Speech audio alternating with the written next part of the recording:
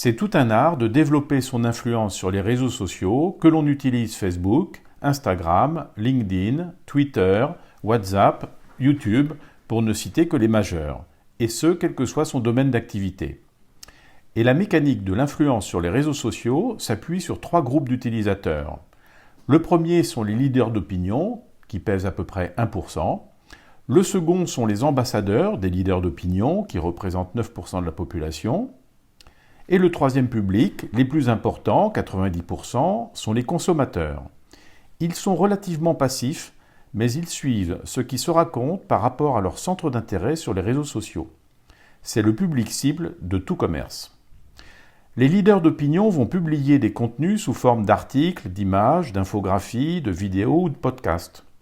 Ces contenus vont être likés, commentés et partagés par leurs ambassadeurs, ces personnes qui sont proactives sur les réseaux sociaux.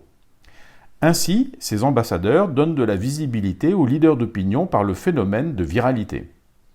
Pour qu'ils atteignent le public cible que sont les clients, qui sont eux-mêmes des prescripteurs. À la lecture de ces contenus, une partie de ces clients et prescripteurs s'adresseront aussi naturellement aux leaders d'opinion. C'est ce qu'on appelle l'inbound marketing, ou comment faire venir à soi les clients plutôt que de s'échiner à aller les chercher.